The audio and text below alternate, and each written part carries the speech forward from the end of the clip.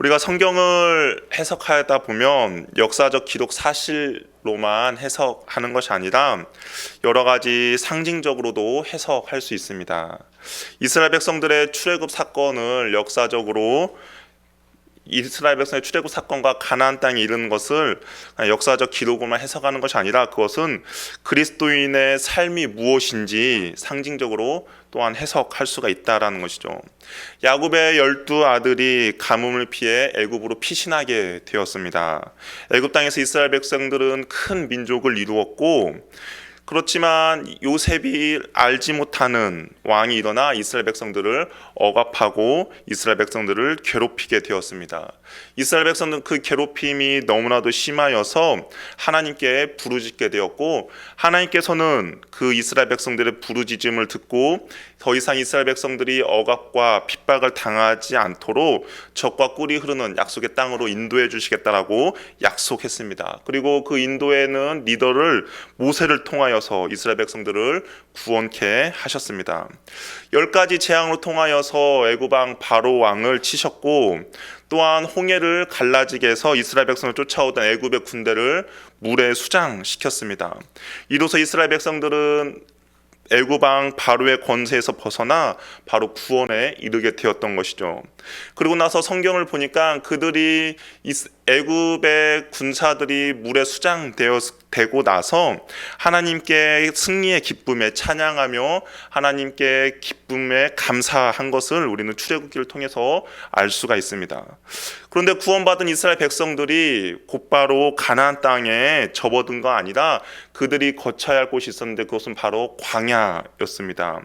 구원을 얻은 후 백성들이 기쁨으로 노래하며 소고를 치며 춤을 춰서 바로 가나안 땅에 들어가야 하는데 그것이 아니라 그들을 통하여서 하나님께서는 새로운 삶을 여셨는데 그것은 바로 광야라는 곳이었던 것이죠. 적과 꿀이 흐르는 약속의 땅에 가기 전에 하나님께서 먼저 그들을 광야라는 곳으로 인도했습니다. 이 광야의 생활은 하나님의 백성들이 어떻게 살아야 할지를 배우는 시간이었고요. 이 광야의 시간을 통하여서 하나님의 율법과 규례를 배우는 시간이었습니다.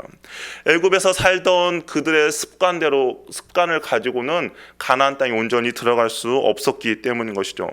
하나님이 가나안 땅에 예비해 놓으신 그런 축복들을 누리기 위해서는 애굽에서 가지고 있던 생각들 그리고 가치관들, 습관들이 변화되어야만이 가나안 땅, 하나님의 약속의 땅에서 그런 축복들을 누릴 수 있기 때문에 하나님께서는 그들을 바로 가나안 땅으로 들여보낸 것이 아니라 광야라는 곳을 거치게 하셨습니다. 우리도 하나님의 자녀가 되고 나서 마찬가지입니다. 하나님의 자녀가 되었다고 해서 바로 우리가 천국에 올라가는 것은 아닌 것이죠. 이 땅을 살아가면서 하나님의 백성의 삶을 살아가야 하고 제자됨의 삶을 훈련받아야 합니다. 그래야 하나님의 말씀 가운데 순종할 수 있고 하나님의 뜻을 온전히 알아갈 수가 있습니다. 우리가 하나님께 한순간 우리에게 구원을 이루어 주시지만 우리의 모든 삶의 부분들이 하나님을 신뢰하며 하나님을 따르는데 많은 시간이 걸린다라는 것이죠. 아이가 태어나는 것은 한순간입니다. 그런데 아이가 온전히 자라기 위해서는 많은 시간이 필요하다라는 겁니다. 결혼식은 몇 시간 만에 끝납니다. 그러나 실질적으로 결혼 생활은 한평생을 통해 이루어집니다. 그리스도인이 되는 것은 한순간에 이루어지지만 하나님의 은혜로 우리가 한순간에 그리스도인이 되지만 정말 하나님의 진정한 제자가 되고 하나님의 온전한 사람이 된다는 것은 한순간에 이루어지는 것이 아니라 많은 시간이 필요하다라는 것이죠. 어떻게 보면 지금 저와 여러분은 바로 그 광야를 걷고 있다라고 할 수도 있습니다. 광야의 시간을 통하여서 하나님의 백성으로 온전케 훈련이 되며 광야의 시간을 통하여서 하나님의 제자가 되는 시간을 갖고 있기 때문인 것이죠. 그러나 광야는 우리의 최종의 목적지가 아닙니다. 광야는 우리가 최종의 목적지를 가기 위한 하나의 여정이지 이 광야가 최종의 목적지는 아니라는 것이죠. 그렇기 때문에 우리는 광야를 걷다가 힘들고 어려운 상황 가운데 있더라도 우리는 포기해서는 안 된다는 겁니다. 왜냐하면 이것은 우리의 거쳐가는 길이지 최종의 목적지가 아니기 때문인 것이죠. 하나님의 부르심에 응하여서 제자의 삶을 살기로 결정한 하나님의 자녀라면 누구나 거쳐야 할 곳이 바로 광야라는 곳입니다. 그래서 이 광야를 종종 학교라고 표현합니다. 우리가 수요 테마 설교 광야 학교라고 했던 것처럼 누군가가 교육을 받고 거쳐야 하기 때문에 광야 학교라고 표현하는 사람들 있고요. 어떤 사람들은 성령님이 가르친다라고 해서 바로 성령 학교라고도 말하는 사람들도 있습니다. 이 학교는 어떤 인위적인 장소가 아닙니다. 어디 모여서 배우는 것이 아니라 하나님께서 모든 그리스도인의 실질적인 삶, 그러니까 저와 여러분의 실질적으로 살아가는 삶 가운데서 하나님께서 가르치는 학교라고 할 수가 있습니다. 그리스도인이 되면 반드시 거쳐야 할 곳이라는 것이죠. 성경 인물 중 대부분의 많은 사람들은 이 광야의 시간을 보냈습니다. 광야의 시간을 통하여서 하나님께서는 그들을 성장시켰고, 광야의 시간을 통하여서 하나님의 온전한 사람으로 살 수 있도록 하나님께서는 훈련시키셨습니다. 아브라함이 갈대아 우르에서 하나님의 부르심을 받고 가나안 땅에 이를 때까지 정말 많은 광야의 시간을 거친 것을 기억할 수 있습니다. 야곱은 아버지 이삭을 속인 후에 형 에서를 피해서 광야로 도망쳤습니다. 요셉도 하나님께서 주신 꿈을 꾼 후 애굽의 총리가 될 때까지 정말 많은 광야의 시간을 거쳤습니다. 그리고 모세와 다윗, 그리고 바울, 또한 예수님께서도 광야의 시간이 있었습니다. 광야는 하나님을 만나는 축복의 장소가 되었고, 광야는 다른 사람들을 사랑하고 다스릴 줄 아는 사람으로 훈련시키는 장소였습니다. 하나님께서 애굽에서 나온 모든 사람들이 다 이 광야를 거치도록 만들었습니다. 어느 한 사람도 이 광야를 거치지 않고 가나안 땅으로 들어간 사람은 없습니다. 하나님의 백성이 된 누구나 예외 없이 다 광야를 지나게 하셨던 것이죠.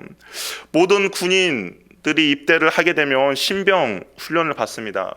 지금 현재 하늘을 날아다니고 있는 전투기를 모는 정말 위대한 파일럿들도 초기에는 신병 군사 훈련을 받았습니다.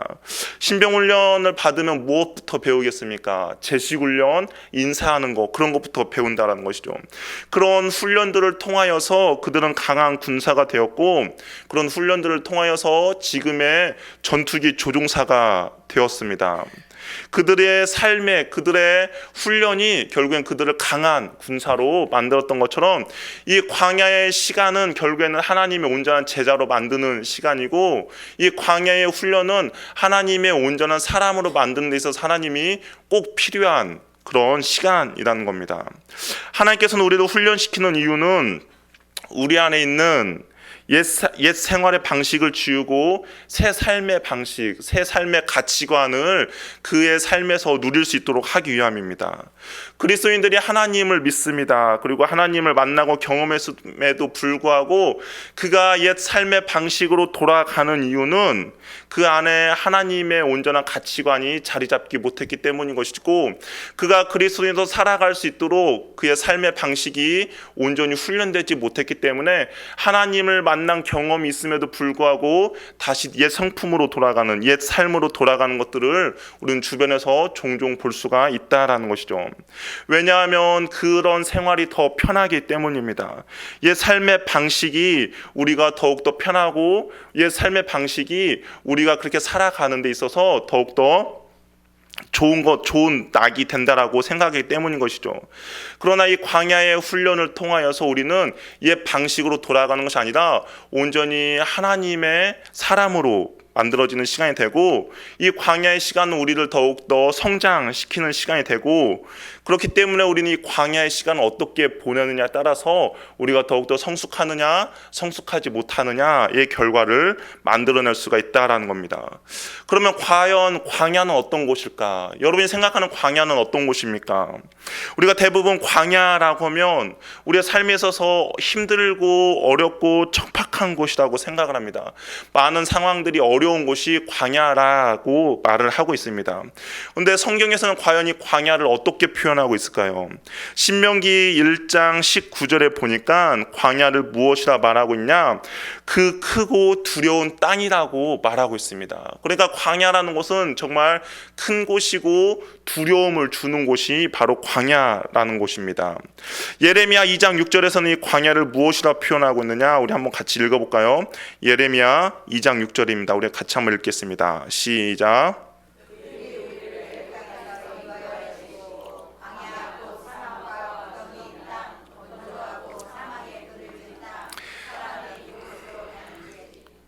그곳에 사람이 거주하지 아니한 땅. 그러니까 이 광야라는 곳은 무엇입니까? 크고 두려운 땅, 그리고 사막과 구덩이 땅이라고 말하고 있습니다. 우리가 사막을 걸어갈 때는 보통 평지를 걷는 것보다 더 많은 체력이 요구됩니다. 모래사막과 같은 인생의 광야를 지날 때는 산다는 것 자체가 바로 힘들게 느껴진다라는 것이죠. 하루하루 버티며 살아가는 것이 무척 힘듭니다. 정말 심지어는 밥을 먹는 것도 모래알을 씹는다라는 표현이 될 정도로 이 광야는 너무나도 힘든 그런 모습을 보여주고 있습니다. 광야를 지날 때는 우리는 또 목마름을 느끼게 됩니다. 먹을 것이 없고 마실 물이 없습니다. 그리고 낮에는 덥고 저녁에는 춥습니다. 또한 무엇보다 어디로 나가야 할지 방향을 도대체 알 수가 없습니다. 안내 표지판도 없기 때문에 우리가 어느 방향 가는지, 내가 올바른 방향으로 가고 있는지 알 수도 없습니다. 또한 사람도 없기 때문에 외롭고 황량하고 척박합니다. 무엇보다 과연 이 고통의 끝이 어디인지 보이지 않는다라는 것이죠. 이 길이 언제 끝날지 모릅니다. 우리가 힘들고 어려운 상황 가운데 있더라도 이것이 내가 어느 정도 버티면 되는지, 이 끝이 어디인지를 안다면 우리는 분명히 참고 견딜 수가 있습니다. 그런데 그 고통의 끝이 보이지 않는다면 정말 하루하루 참고 견디는 것이 너무나 힘이 드는데 그것이 바로 광야라는 것입니다. 그래서 더욱더 두렵고 더욱더 절망적입니다. 가도 끝나지 않는 곳, 과연 언제까지 가야 할까라는 생각을 주는 곳이 바로 광야라는 것이죠. 또한 광야는 오늘 본문에서 나온 것처럼 우리를 낮추시며 줄이게 하는 곳입니다. 우리 인간은 스스로 낮아지기를 원치 않습니다. 그래서 하나님은 광야의 삶을 통해서 우리를 낮추신다는 것이죠. 하나님은 교만했던 요셉을 노예와 그리고 죄수의 길을 걸어가게 함으로 그를 철저하게 낮추셨습니다. 하나님은 모세를 통하여서 모세가 스스로 이스라엘을 구원해 보려고 자신의 힘과 능력으로 이스라엘을 구원해 보려고 했지만 오히려 살인자가 되게 하셨고 광야의 삶을 통해서 모세는 완전히 낮아지게 되었습니다. 그래서 하나님께서 모세를 통하여서 내가 내 백성을 애굽에서 이끌어내겠다라고 했을 때 모세는 나는 할 수 없습니다 라고 말한 고백이 그가 겸손해서 그것이 아니라 자기가 정말 할 수 없음을 고백한 것을 우리가 알 수 있습니다. 또한 왕이 된 후 스스로 높아졌던 다윗 또한 살인과 간음자가 되어 많은 사람 앞에서 하나님께서는 그를 낮추시게 되었습니다. 그리고 그 낮아짐을 통하여서 온전히 하나님을 더욱더 따르도록 만드셨던 것이죠. 하나님은 낮추심을 통해 온전히 하나님만을 바라보게 만드셨습니다. 하나님만을 의지하기를 원하셨던 것이죠. 우리 신명기 8장 14절 우리 한번 같이 읽어보겠습니다. 신명기 8장 14절입니다. 우리 한번 같이 읽어볼게요. 시작. 내 마음이 교만하여 내 하나님 여호와를 잊어버릴까 염려하노라. 여호와는 너를 애굽 땅 종되었던 집에서 이끌어내시고. 우리의 마음이 교만해지면, 우리의 마음이 높아지면 어떤 일이 벌어지냐? 여호와 하나님을 잊어버린다는 것을 하나님께서는 알고 계셨습니다. 그러니까 사람의 마음을 낮추어서 하나님을 잊어버리는 것이 아니라 온전히 하나님을 더욱더 바라보고 하나님을 더욱더 의지하기를 주님께서는 원하셨기 때문에 이 광야라는 곳을 통하여서 사람을 낮추신다라는 것이죠. 우리의 삶에서도 이런 낮아짐의 경험들이 있습니다. 열심히 다녔던 직장에서 쫓겨날 수도 있고 사업의 실패를 맛볼 수도 있습니다. 또한 사랑하는 사람으로부터 거절당할 수도 있고요. 혹은 사람들로부터 부끄러운 일들로 수치를 당할 때도 있습니다. 그러나 이런 사건들을 통하여서 하나님께서 원하시는 것은 무엇이냐? 온전히 하나님만 바라보고 하나님만 의지하기를 하나님께서는 원하신다는 것이죠. 그렇다고 해서 광야가 항상 이런 척박하고 안 좋은 곳만 있는 것이 아니라 동시에 광야는 어떤 곳이냐? 바로 하나님의 말씀이 있는 곳이 바로 광야라는 곳입니다. 말씀이라는 히브리어 단어는 바로 그 다바르라는 말씀인데 이 어원은 어디서 왔냐? 바로 광야라는 미드바르라는 단어에서 왔습니다. 그러니까 광야와 말씀이라는 단어가 서로 같은 어원에서 나왔다라는 것이죠. 그러니까 광야는 곧 하나님의 말씀이 있는 곳이 광야라는 곳이죠.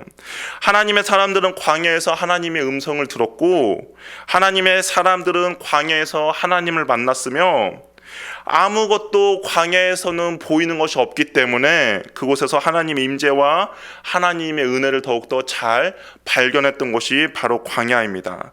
하나님의 돌보심이 그 광야 가운데 있었던 것이죠.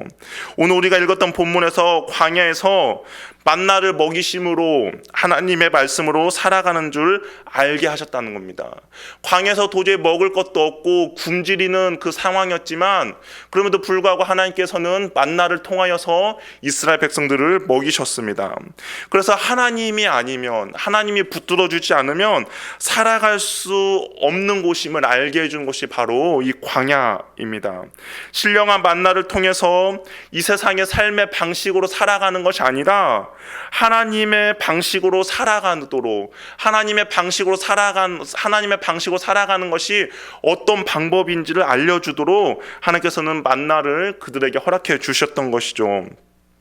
그날 채워주는 하나님의 은혜를 경험하도록 했으며 그날 하나님만을 의지하도록 훈련시켰습니다.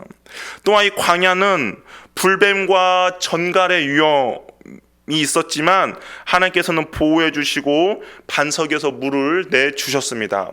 우리 8장 15절 신명기 8장 15절에 보니까 너를 인도하여 그 광대하고 위험한 광야 곧 불뱀과 정갈이 있고 물이 없는 간조한 땅을 지나게 하셨으며 또 너를 위하여 단단한 반석에서 물을 내셨으며 힘들고 어렵고 정갈이 있는 곳이지만 하나님께서는 이스라엘 백성들을 보호해 주셨으며 굶주리고 목말라하는 이스라엘 백성들에게 반석을 쳐서 물을 내어 주신 곳이 바로 광야라는 곳입니다.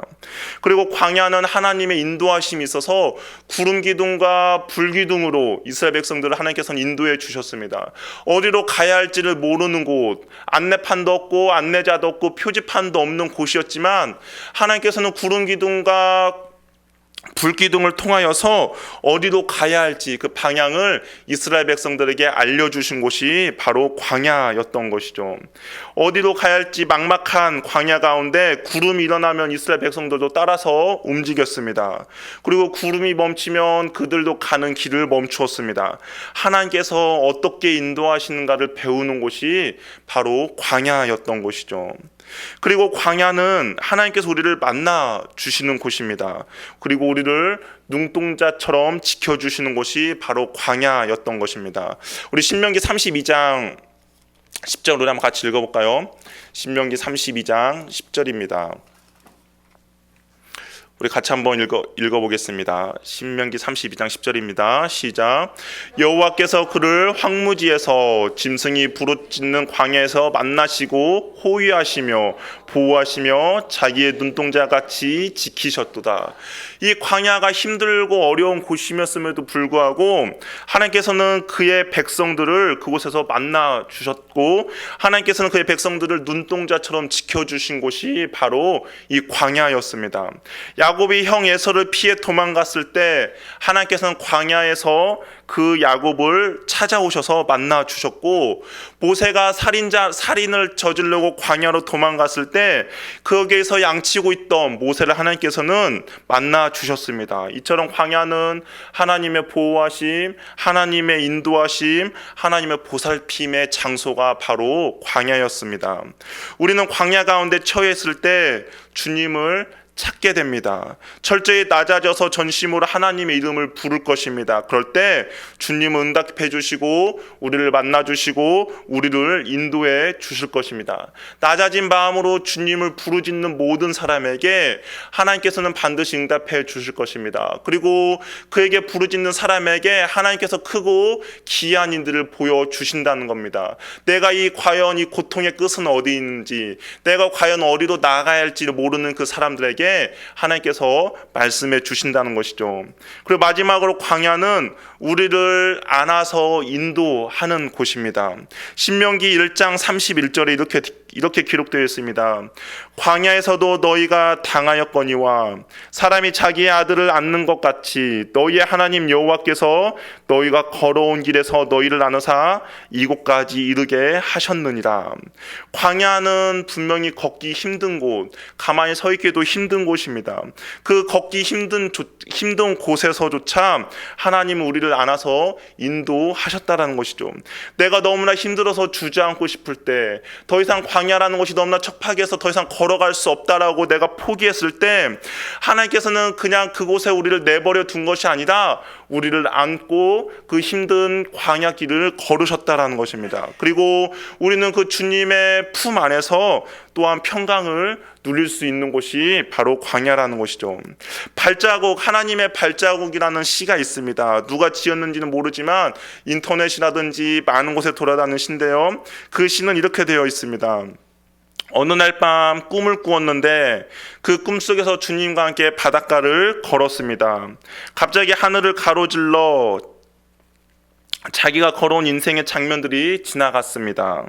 각 장면마다 두 사람의 발자국이 놓여 있었습니다. 하나는 주님의 발자국이고 하나는 내 발자국이었습니다. 그런데 어느 순간 발자국이 하나만 찍혀 있었습니다. 그리고 그 기간들은 자기의 생애 중에서 가장 힘들고 가장 슬펐을 때였습니다. 그래서 주님께 물었습니다. 주님, 나의 삶 가장 힘들고 어려울 때 왜 하나의 발자국만 있습니까? 내가 정말 주님을 필요로 했을 때 주님은 나를 혼자 내버려 두셨습니까? 왜 발자국이 평상시에 두 개 있었는데 내가 힘들고 어려울 때는 왜 하나만 있었습니까? 그래서 주님께 물었습니다. 그랬더니 주님께서 이렇게 말씀하셨습니다. 너가 힘들고 어려울 때 그때는 내가 너를 안고 지나갔었단다.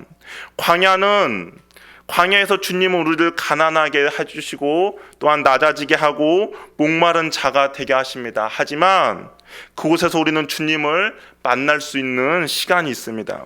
그곳에서 주님은 우리를 보호해 주시고 지켜주십니다. 그곳에서 주님은 우리를 안아주시는 곳이 바로 광야라는 곳입니다.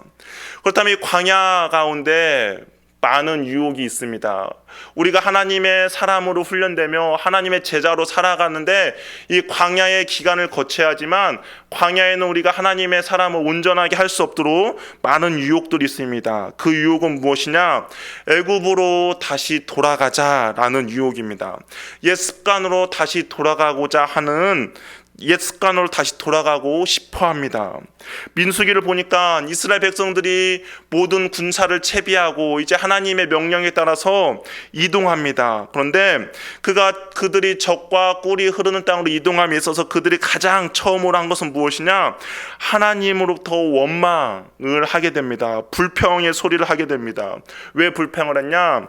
우리가 애굽에 있을 때 고기와 여러 가지 많은 음식을 먹었음에도 불구하고 지금은 우리에게 먹을 것이 없다. 그때 우리에게 값없이 주었던 애굽으로 다시 돌아가자라고 이스라엘 백성들이 불평과 불만했습니다.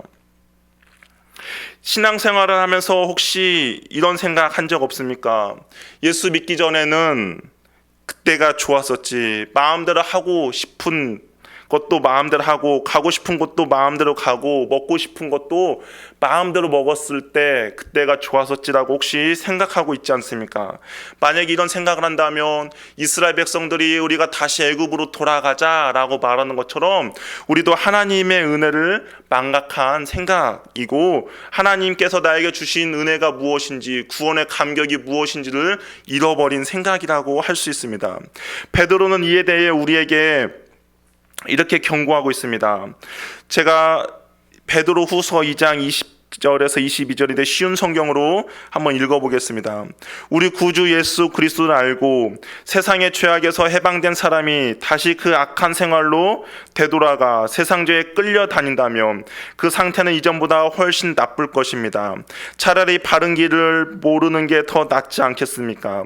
바른 길을 알면서도 자신들이 오히려 그 길을 알지 못하는 편이 낫습니다. 개는 토한 것을 다시 먹고 돼지는 씻은 후에 다시 진흙탕에 뒹군다라는 속담이 그들에게 들어맞는 것입니다. 우리가 예전에 좋았었지, 옛 습관을 다시 누리고자 하는 생각은 어떻게 보면 개가 토한 것을 다시 먹는 것과 돼지가 다시 진흙탕에 뒹구는 것과 동일하다라고 베드로는 우리에게 경고하고 있습니다. 이스라엘 백성들은 다시 애굽으로 돌아가자라고 말했다면 우리도 내가 예전에 좋았었지, 예수 믿기 전에는 더 행복했었지라고 말하는 것은 바로 동일한 잘못이라는 것이죠. 또한 광야에는 무엇이냐? 탐심과 교만과 정욕의 유혹이 있습니다. 이스라엘 백성들이 광야를 여정하면서 하나님의 징계를 받고 하나님의 책망을 받은 장면들을 보면 그곳에는 탐심이 있었습니다. 자족하지 못했던 것이죠. 더 많이 갖고 싶었습니다. 그래서 그들은 고기가 이 사이에 끼기도 전에 하나님께서 하나님의 진노를 받았습니다. 그래서 그 결과 기브로 탔다와 탐욕의 무덤이 된 곳이 바로 광야입니다. 또한 광야에서는 교만함의 유혹이 있습니다. 다른 사람을 보다 더욱더 깔보고 다른 사람이 가진 권위를 인정하지 못하고 그래서 내가 훨씬 더 낫지 생각하면서 모세를 비방했던 곳이 바로 광야입니다. 미리암과 아론과 고라와 다단과 아비람의 반역이 바로 그러한 교만으로 인하여서 하나님께 세우신 권위를 인정하지 못하면서 발생했습니다. 또한 광야는 정욕의 유혹이 있는 곳입니다. 모아 여자들과 음행을 저질렀습니다. 육체의 쾌락을 즐기면서 우상 숭배를 하는 모습이 바로 광야에서 일어났던 것이죠.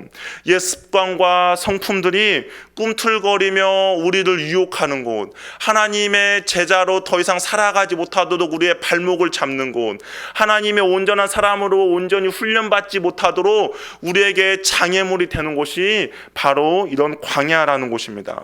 또한 광야는 하나님의 말씀뿐 아니라 사람의 소리, 세상의 소리도 크게 들리는 곳이 바로 광야입니다.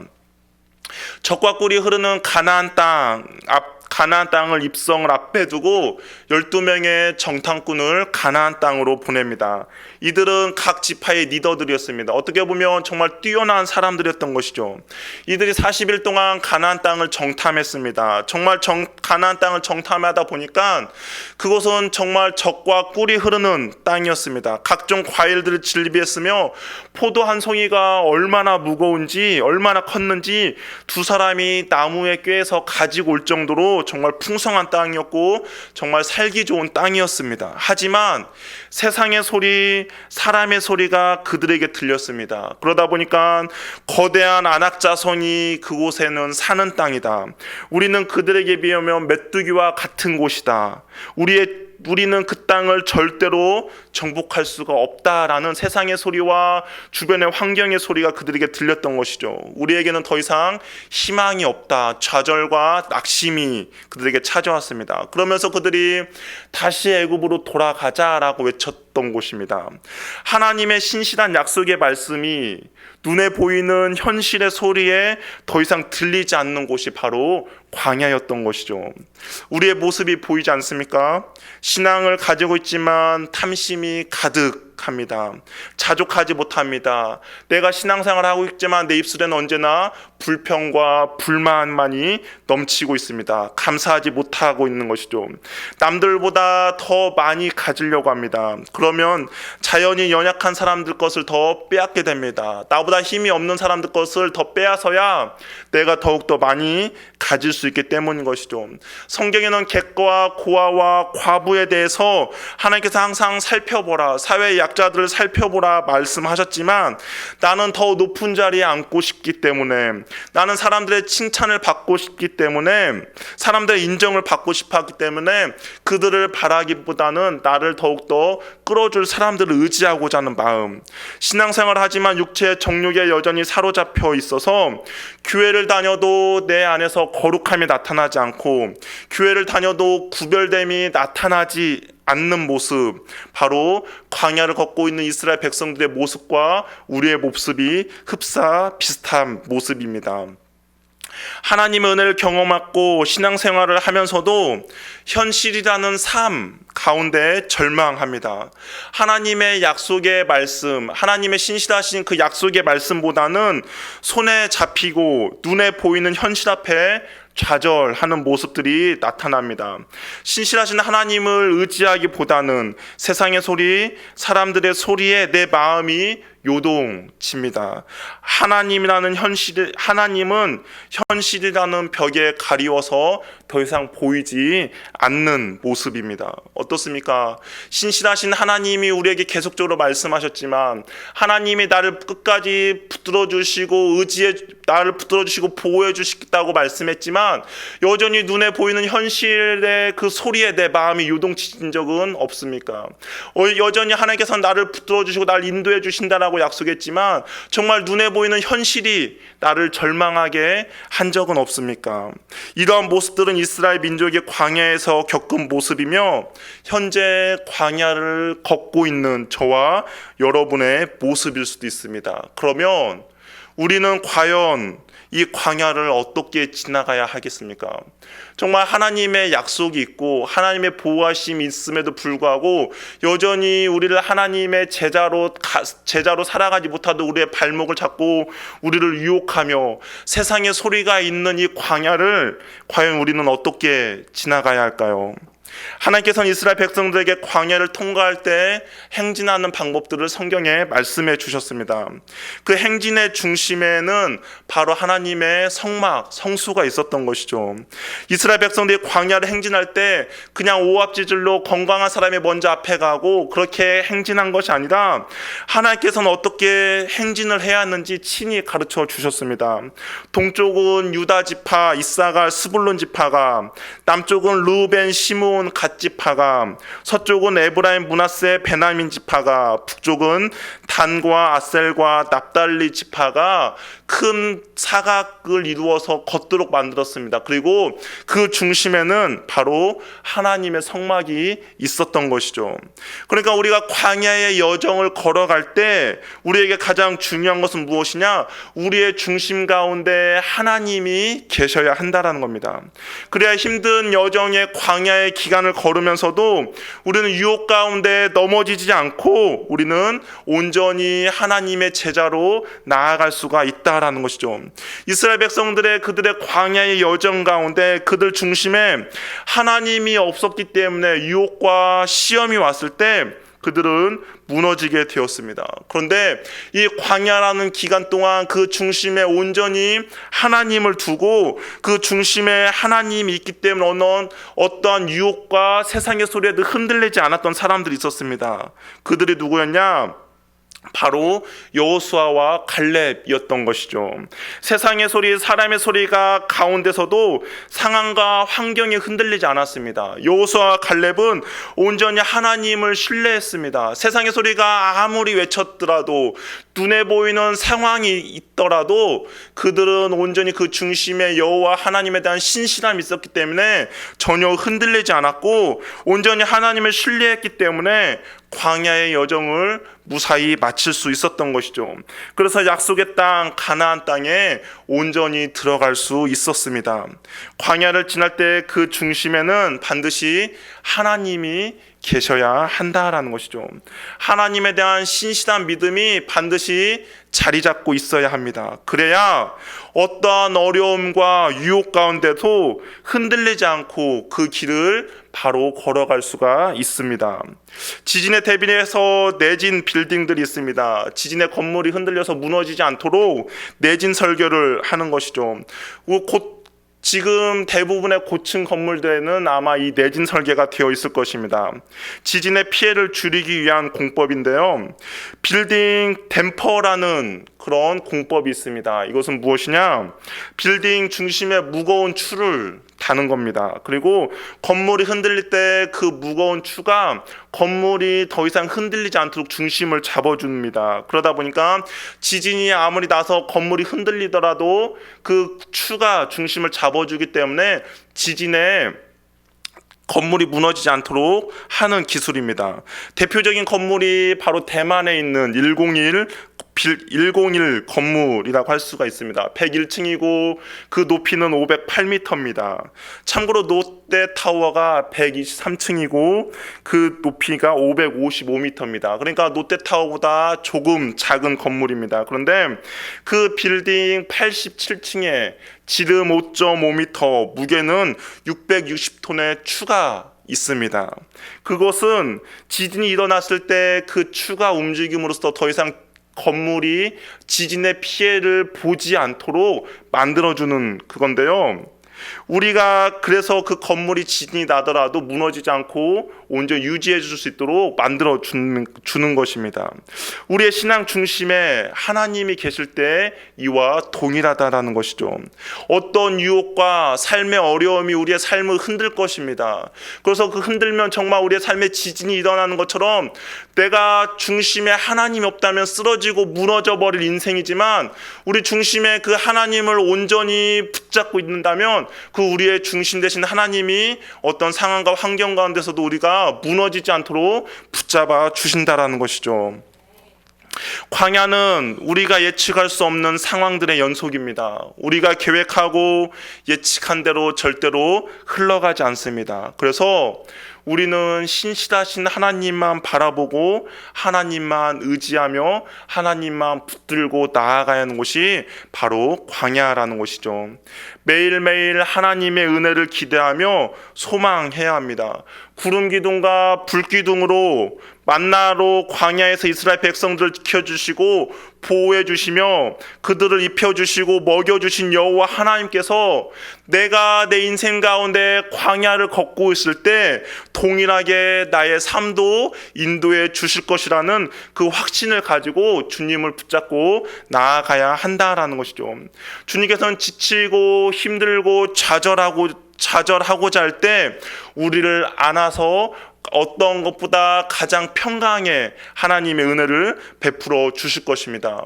광야는 우리의 최종의 목적지가 아닙니다. 광야는 우리가 하나님께서 젖과 꿀이 흐르는 땅, 가장 좋은 것을 주기 위해서 거쳐가는 하나의 과정 임을 반드시 기억하십시오. 여기가 우리가 끝이 아니기 때문에 내가 여기서 좌절하거나 포기하거나 낙심하지 마시기 바랍니다. 왜냐? 우리에게 더욱더 좋은 것을 주시기 위해서 하나님께서는 이 광야의 시간을 우리에게 거쳐가도록 만들고 있기 때문인 것이죠. 그렇기 때문에 여전히 신실하신 주님만을 바라보는 겁니다. 나에게 가장 좋은 것을 주실 주님을 기대하며 소망하며 하루하루 살아간다라는 것이죠. 그럴 때 주님께서 우리들을 온전히 붙들어 주시고 가장 좋은 것을 우리에게 주실 것입니다. 그 광야에서 신실한 하나님을 경험한 사람이 있습니다. 누구냐? 바로 다윗인데요. 그 다윗은 광야의 여정 가운데 이런 고백을 했습니다. 이 고백이 저와 여러분의 고백이 되길 바랍니다. 무엇이라 고백했냐? 여호와는 나의 목자시니 내게 부족함이 없으리로다.